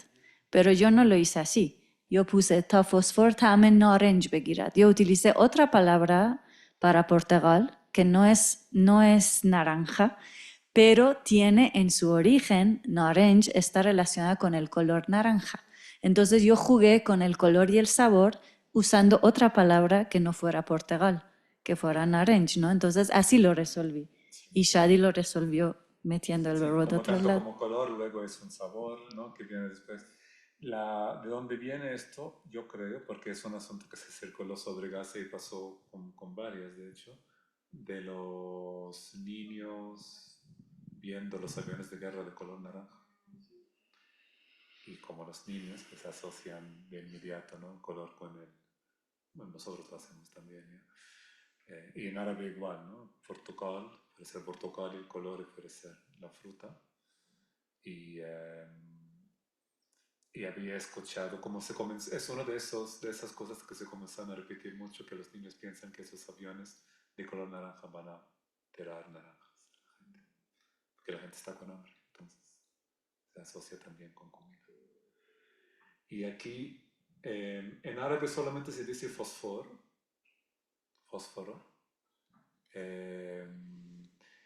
En el contexto de Gaza se dice fósforo, se entiende que se trata del fósforo blanco, obviamente, ¿no? Y sentí que en español había que poner el color, que funciona de cierto modo también, porque luego se habla de la naranja y como que están los contrastes de los colores también. Sí, en farsi igual se entiende perfecto fósforo. O sea, no necesitas ponerle fósforo blanco, ¿no? O sea, lamentablemente tenemos heridas en común por ahí, ¿no? Entendemos de qué va la cosa. Y para mantener una estructura intenté que cada estrofa tenga 4 versos. Muchas veces era para poder explicar ciertas cosas que sí, en árabe están más condensadas, entonces en español me ayuda mucho tener 4. En este caso tenía que rellenar, de cierto modo, ¿no? Como en el humo esparcer las cosas de las nubes para que puedas contemplarlo, esto es algo que yo puse. من سوال دارم اینجا. سوالم اینه که در فلسطین، حالا چون این شاعر فلسطینیه برات، نارنج یا نارنخال کی نیروی، یعنی کی گل میده؟ مثلا توی ایران خب بهاره و همینطور این ابری که اگر که حالا بهار باشه، تو ذهنم اینجوری میاد که در واقع داره همه چی میگه که همه چی دوباره همون تولد دوباره است، چون هم ابر بودن، ابری که حالا دودی که تبدیل به ابر میشه که در واقع بشارت بهار و بارندگی و زندگی میده، و هم نارنجی که شکفته میشه و گل میده که بازم نوید بهاره. ولی سوالم اینه که آیا این مطابق با فرهنگ ما تو ایران هست یا نه؟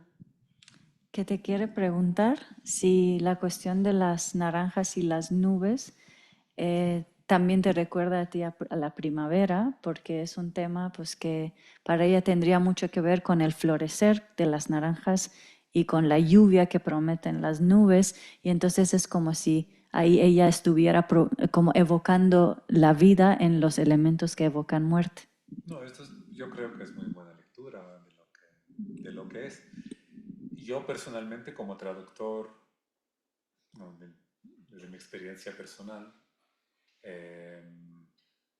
he tenido muy poco contacto con la tierra, por muchas razones, ¿no? Por ser de una ciudad, pero también por haber vivido pues, un despojo total, ¿no?, de lo que se ha vivido en Palestina. Las naranjas en Palestina, sí, también como vimos bajo régimen, ahí se vive bajo régimen israelí, de agricultura israelí, que es muy experimental, muy artificial. Los productos están todo el año, ¿no? Todo el año. Que claramente, ¿no?, para generaciones anteriores está raro, ¿no?, tener naranjas en invierno y tener, ¿no?, porque hay maneras de hacerlo. En el caso específico de naranja, en el caso de Palestina, durante el mandato inglés, entre 1919 y 47, 48, fue de hecho Inglaterra que explotó las naranjas palestinas. Y de repente Palestina se convirtió en una productora de naranjas para todo el mundo. Los Jaffa Oranges, ¿no?, que eran famosas por todo el mundo, ¿no? Y las estampillas de Palestina llevaron naranjas, los avisos, los anuncios de turismo para la Tierra Santa siempre llevaban naranjas. Entonces, claro, en la memoria colectiva, en los símbolos nacionales de naranja se volvió también algo muy importante para los palestinos, como una tierra que tiene muchas naranjas. Esta es la imagen que tenemos nosotros hoy de nuestra tierra antes de 48, que no fue el caso, fue una sola zona que hacía esto. میگه که تفسیر خیلی خوبی میکنی برای ما. الان دیگه همه سال پرتقال وجود داره توی فلسطین و اتفاقا اسرائیلیا خیلی دارن ازش پول در میارن، ولی پیش از این که پیش از نکبه و تمام این اتفاقات همیشه صحبت این بود که پرتقال مثل میوه در حقیقت ملی فلسطینه و اصلا آدم وقتی به سرزمینش هنوز فکر میکنه، سرزمینی که از دست داده، به پرتقال فکر میکنه. و پیش از این داشت میگفت که منتها خیلی از هواپیماهایی هم که رد میشن رنگشون نارنجیه و بچه ها فکر میکنن اینا قرار پرتقال براشون بندازن در صورتی که بمباران میکنن. De hecho, hay una novela palestina, Arte del Portugal, la tierra de las naranjas tristes de las Canefán. Justo que las naranjas no tienen quien los cultive. ¿no? یه رومانی هم هست به اسم سرزمین پرتقال های غمگین از کنفانی. Seguimos. ¿Estamos con María? Vale. Sí.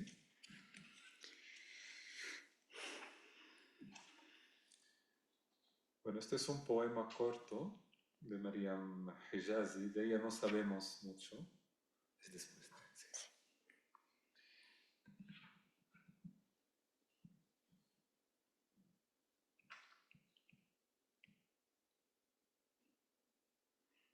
Aquí está. Solo sabemos que fue asesinada el 18 de octubre del 2023. Según una de sus amigas, en el Agua de la Libertad y el viaje.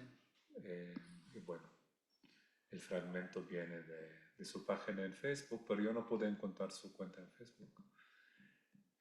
Y lo agarré de un dossier que hizo la revista de estudios palestinos en inglés, en árabe e inglés, que es lo que mencionó Shekov Salam de Gaza. Un saludo a Gaza, y allí incluyeron su poema en árabe. Y lo traduje así al español. Las mujeres en mi país transan sus historias hacia la tele. El periodista se pone a robar el rubor de sus mejillas y el silbido de sus voces. Dice, aquí les traigo un caramelo. ¿Quién quiere un chicle? Nuestras historias son caramelos masticados por la gente, escupidos sobre las banquetas y los callejones. Una historia antes de dormir. Entonces, aquí nada más es señalar una cuestión de desencuentro entre las dos lenguas con el uso de la palabra nahv, que en árabe, pues lo que Shadi ha traducido, si quieres tú dilo y yo digo lo del farsi. En árabe es, sí, إناث البلاد تجدل قصصها نحو التلفزيون. نحو, yo creo que esta es la palabra. Nahwa, que es Asia en árabe. Y bueno, en farsi la palabra nahv existe. Nosotros decimos nahv, así, no nahv, sino como más suave, pero significa manera, no significa dirección. Entonces yo puedo decir de buena manera, benahv behubi, ¿no? Como que puedo utilizarlo, pero siempre tendría para mí el sentido de manera, no de ninguna dirección. Pero lo que sería y quedó como en la traducción farsi, justo es betaraf televisión mi bafand, y taraf ahora se utiliza como para decir Asia, ¿no? Betaraf es Asia, y luego estuvimos conversando con Shadi que pues para usted significa otra cosa, ¿no? Sí, taraf es como pues lado o el extremo de algo también puede ser. Sí, pero claro, en farsi significa únicamente dirección. Taraf es dirección. O incluso decir atraf es decir a los alrededores, ¿no? Como que de algo. Árabes eran lados, ¿no? De algo, o extremidades del cuerpo. Exacto. Entonces es como un ejemplo de cómo el árabe que se ha integrado al farsi no significa lo que ahora significa el árabe, ¿no? Sí. Sí, esto puede pasar también entre el español y el árabe también, ¿no? Los famosos arabismos. Y luego con Hossam, ¿no? Que es el que sigue.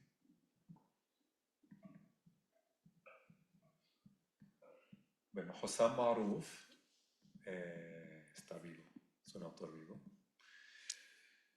Es poeta, novelista, corrector de estilo de la ciudad de Gaza. Ha publicado 2 poemarios y una novela. Ha ganado el premio Mahmoud Darwish de poesía en prosa. Y bueno, aquí en este momento, aquí pongo que durante la guerra ha sido desplazado a la ciudad de Rafah, al sur de la Franja de Gaza, desde donde sigue escribiendo. Pero ya pasó un tiempo, Rafah ha sido destruido por completo, él volvió a la ciudad de Gaza, allí viviendo pues, como refugiado, como ya la gran mayoría de la, si no toda la población de Gaza. Y es alguien, pues sigue esperando, sigue con muchas energías. Él, además de escribir, ya no veo cosas, o sea, todos esos también de los otros escritores vivos que están en la antología, que yo sepa, nadie está escribiendo algo ahora. Ya es un momento de desolación, de aislamiento, de nadie te va a escuchar, ya no hay un público lector, ¿no? Para que alguien escribiera, pues ya la gente se dedica a la sobrevivencia. Pero en el caso de Hossam, me gustaría mencionar que él, pues desde su celular, ya tiene una editorial que se llama Mansurat Gaza, Publicaciones Gaza. Y ya han publicado una antología, una colección de cuentos de un escritor gazatí que vive afuera. Publicaron una novela también de una autora gazatí que vive afuera. Y ya van por el 3er libro. Y él es el editor, es quien lleva esta editorial, ¿no? Allí edita textos, convoca a escritores y luego, es como ya, obviamente no se imprime el libro en Gaza, pero está ahí conectado con personas que le están ayudando en Polonia y en Alemania, donde se imprime y se edita más, se siguen con las revisiones de los libros que está sacando esta editorial. Espero que por lo menos el primer volumen, por el momento lo estoy traduciendo al español y tal vez se va a publicar aquí en México, en una editorial que está interesada en hacerlo. Es una manera de mantener normalidad, ¿no? En medio de esta situación. Hossam, cuando me comuniqué con él, con otra autora que es Manal, acá, yo recuerdo que al principio cuando les dije que estoy traduciendo sus textos, como que seguían actuando como escritores, ¿no? Es como que te mando este otro texto, ¿no? Como para ver si lo vas a traducir o quién lo va a publicar, como que quiere querer cuidar sus textos como cualquier otro autor, ¿no? Y aquí el primero es... Yo diría que veamos solo 3 y 4 para que nos dé tiempo. De acuerdo. Y la primera es el... de la repetición. Sí, pero si quieres ver Jobal también podemos ver, ¿sí? Estoy de acuerdo contigo. Nos vamos a saltar algunas cosas para poder Vamos llegar. al último texto que es esto, Sí. Que es del 22 de octubre de 2023, a las 6 de la mañana. ¿Quieren leer?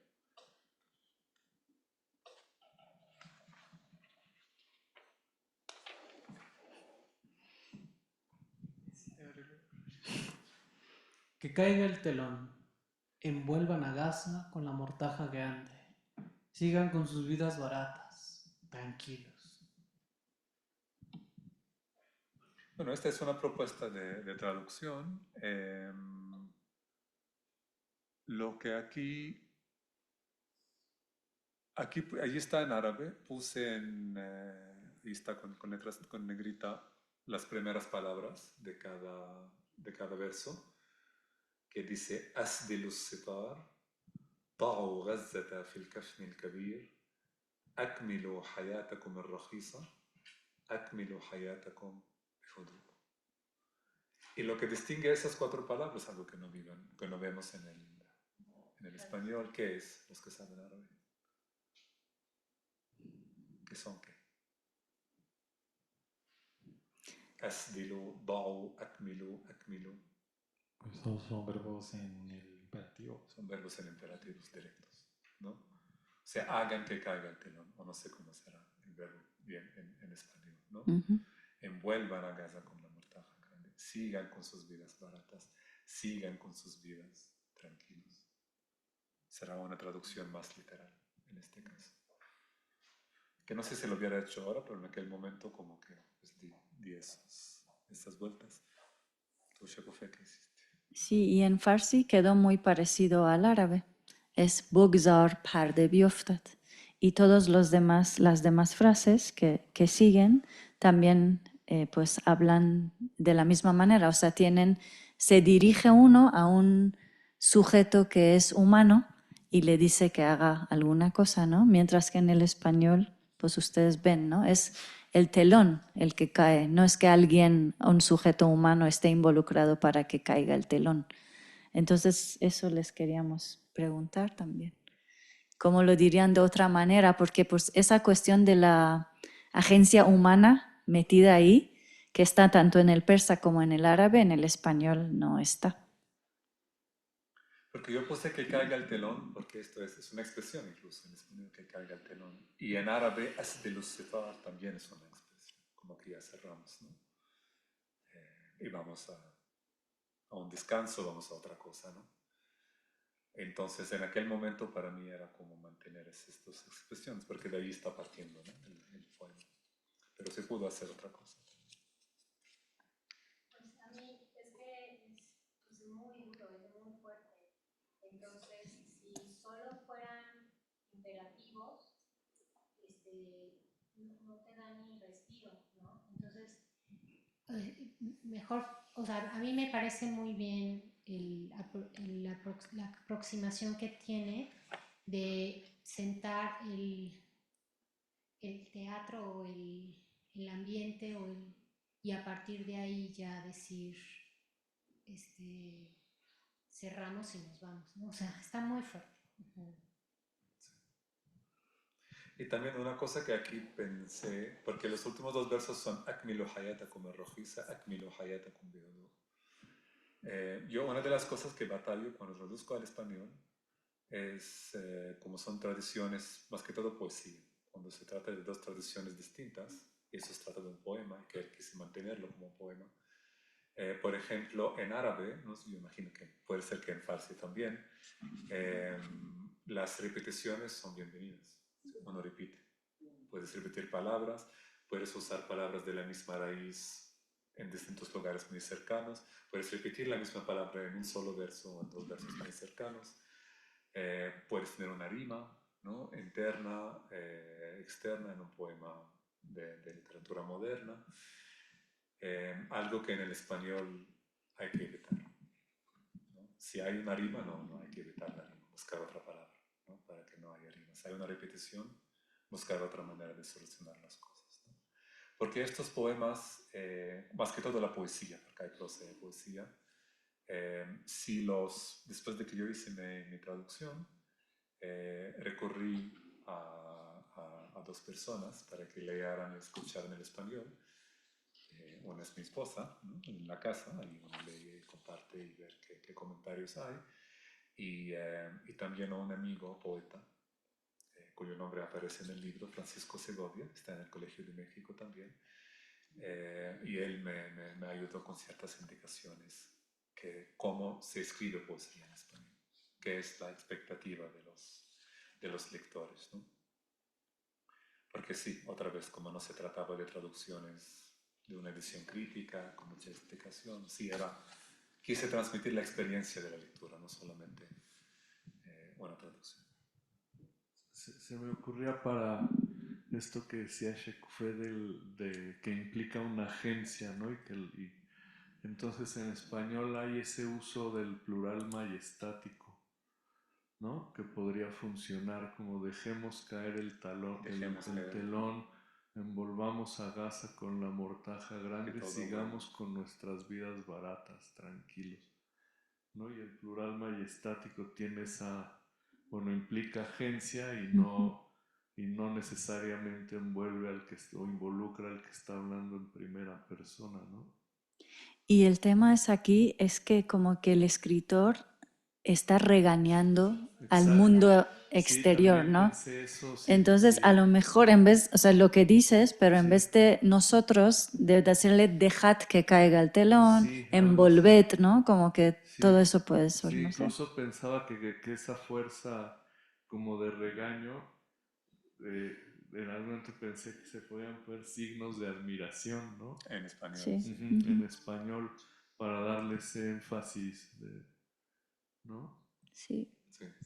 Y bueno, en cuanto al tema de la repetición que has dicho, también aquí les habíamos traído otro ejemplo muy parecido, ¿no? De la palabra guerra que se repetía y se repite también en Farsi, que es en el punto 3, si ven, jang, es jang که از دریدن ما یک زمان باز نمی‌ایستد جنگی است برای اثبات صلح تمدن جنگی و سهمگین y pues lo mismo en árabe, ¿no?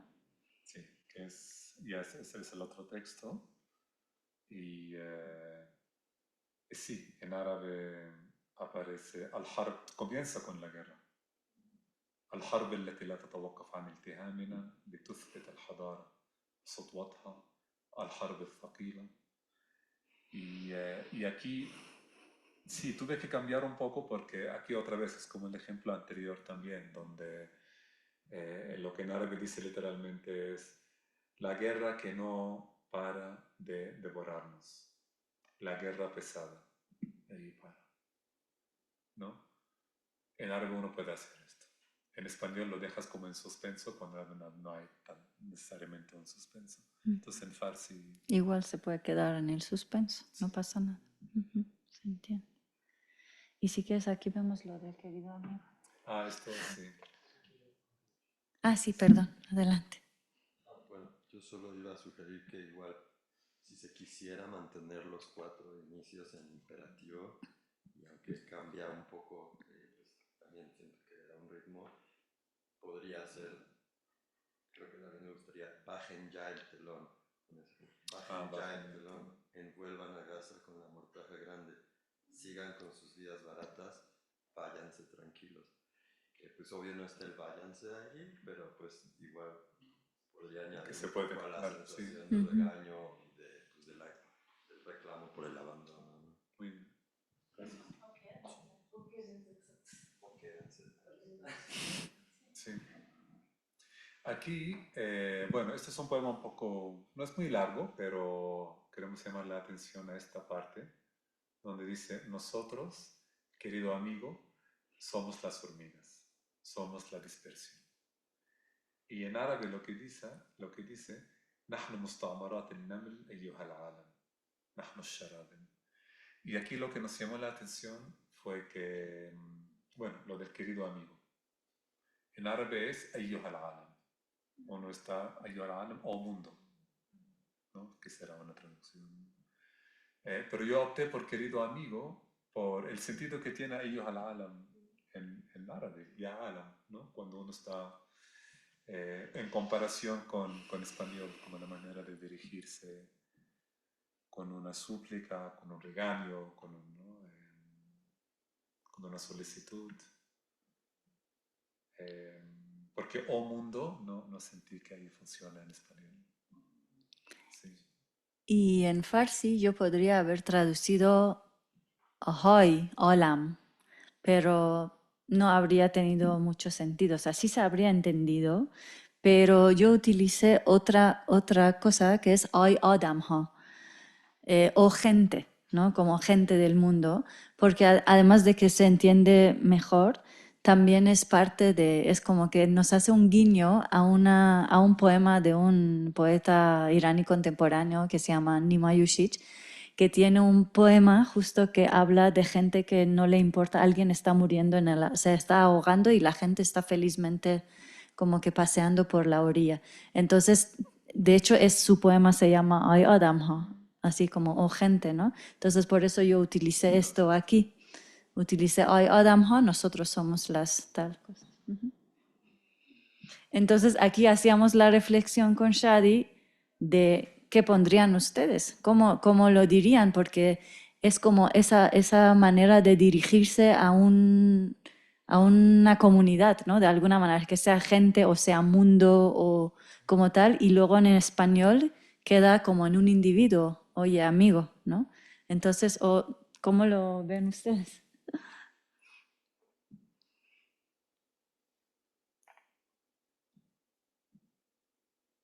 ¿Está bien, querido amigo? Es que es también como una invitación, ¿no? O sea, es como no cejar en el intento de vean,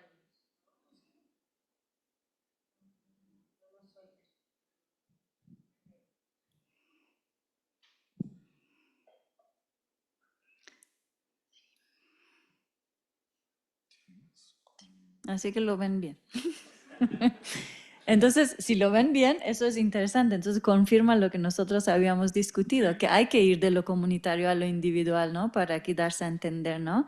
Es un dirigirse de tú a tú y no es un dirigirse a un grupo grande, ¿no? Bueno.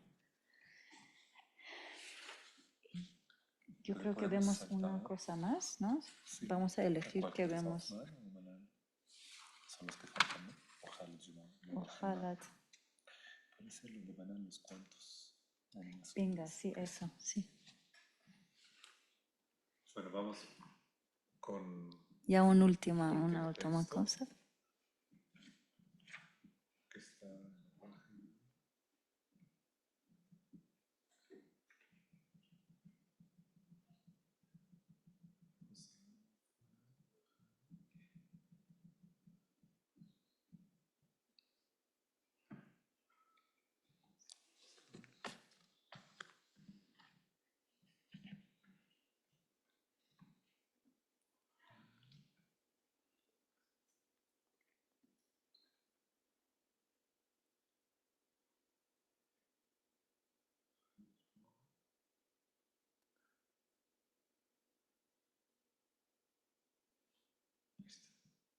Bueno, un poema de Manal Mikdad, una autora viva.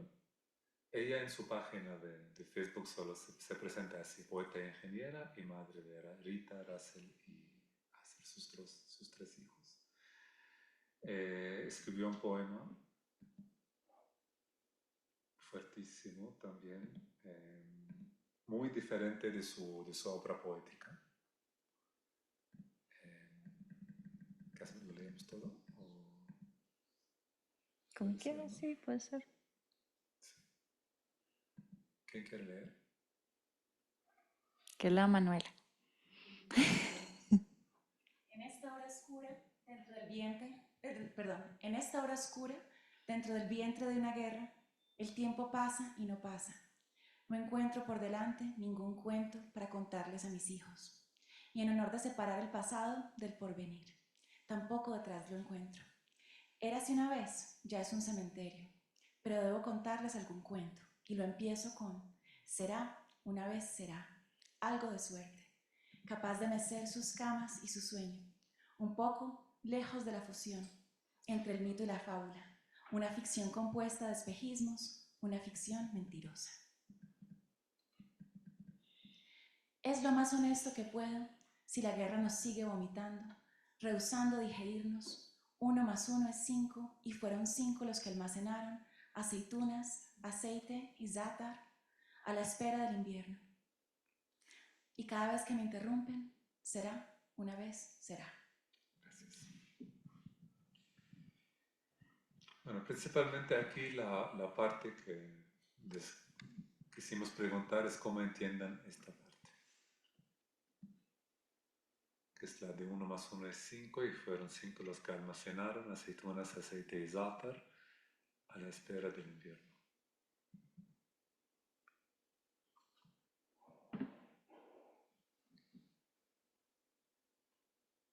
En el contexto del poema, ¿no? Que es una madre con sus 3 críos.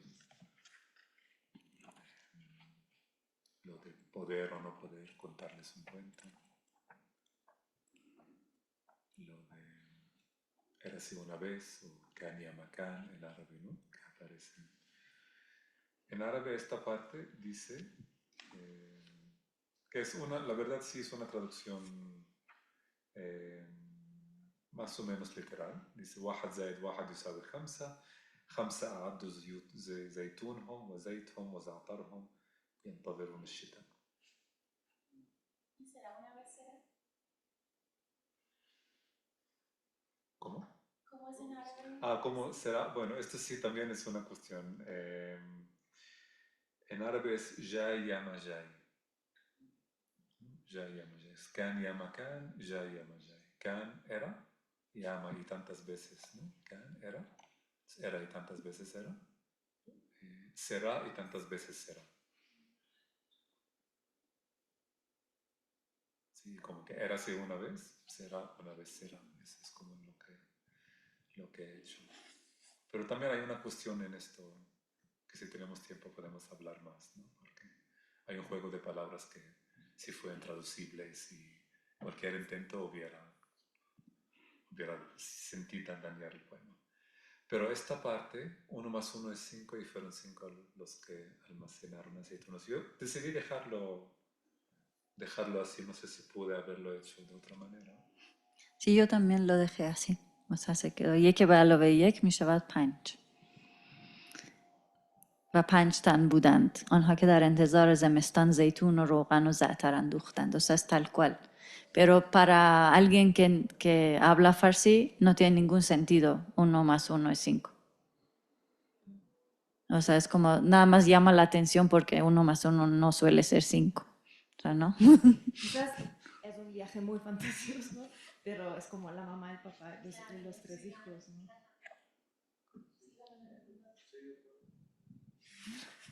Yo creo que puede evocar muchas cosas. Lo que está pasando acá es, digamos, en el sentido literal, no sé cómo llamarlo, terrenal, del poema. Antes de irnos, salir de ahí. Se trata de una manera de captar la atención de un niño y de ir haciendo muletillas para contarle un cuento. Entonces, 1 más 1 es 5. ¿De qué está hablando? ¿No? Y luego ya son 5 personajes, entonces fueron 5 los que almacenaron aceite, aceitunas y za'atar a la espera del invierno. Entonces solo son como que 3 versos donde es la mamá contando el cuento a los hijos, que luego la interrumpen y ahí pone será una vez será. Pero no creo que vas muy lejos. O sea, yo creo que sí, o sea, el que ha elegido esto, 1 más 1 es 5, pues es lo absurdo del momento, lo imposible del momento que se está viviendo, ¿no? Anteriormente dice el tiempo pasa y no pasa, al mismo tiempo está pasando el tiempo porque se siente como eterno, pero al mismo tiempo es un momento muy efímero lo que se está viviendo porque es una persona con historia y que ha vivido otros momentos al mismo tiempo y ha pasado muy poco tiempo desde que comenzó la guerra.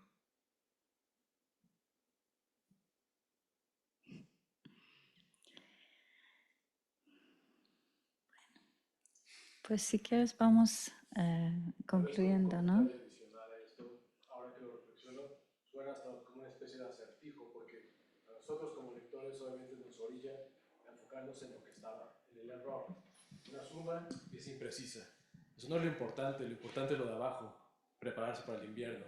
Y prepararse para el invierno, bueno, recolectas en este caso 3 elementos claves de un alimento, ¿no? o de comida.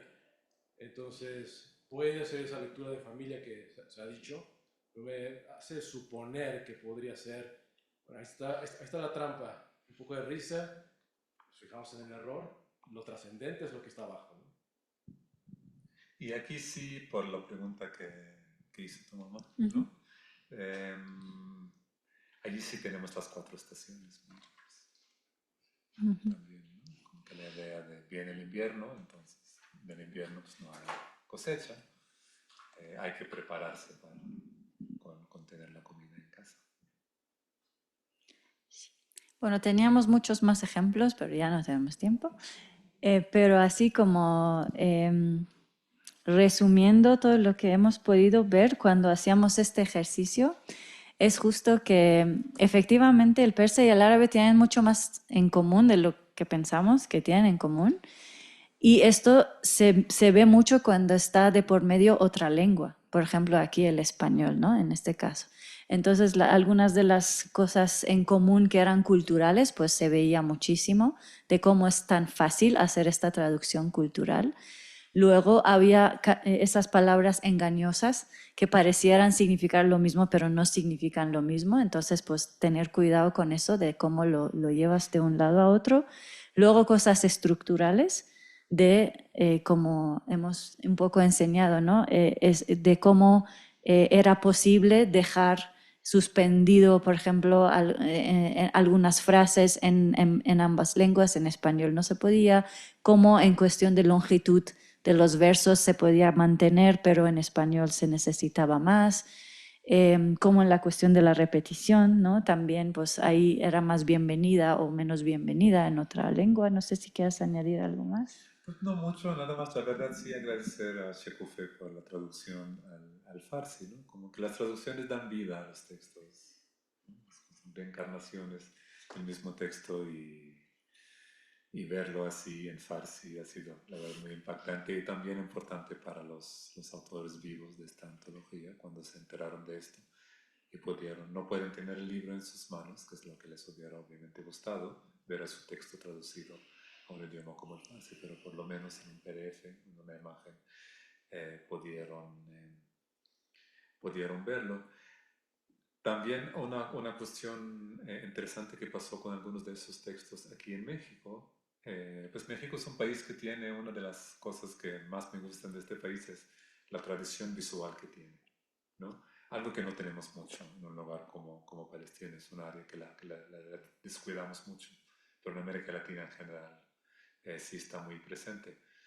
Entonces un grupo de artistas mexicanos, yo no sabía de esto, me enteré después, se juntaron en Los Pinos y con poesía palestina, algunos poemas del libro, otros que agarraron de otros lados, era una poeta que los juntó. Y esos artistas, varios de ellos bien reconocidos aquí en la Ciudad de México, que hacen graffiti, que hacen stencil, que hacen ese tipo de cosas, tomaron esos poemas y hicieron una obra de arte, junto con las palabras del poema, y crearon algo visual, ¿no? Y con este poema específico, ¿no? Hubo un artista que es conocido como Perro Prieto, que hizo una obra visual con este poema, incluyendo el texto, y esto se pudo compartir con la poeta misma, ¿no? Y le tocó algo, ¿no? Le tocó como una sensibilidad que han tenido aquí con el texto y con esto. Y este mismo poema también, tu amigo que lo leyó en voz alta, hay un video de alguien leyéndolo en farsi que también pudimos compartirlo con la poeta. Bueno, pues muchas gracias por acompañarnos. Eso fue.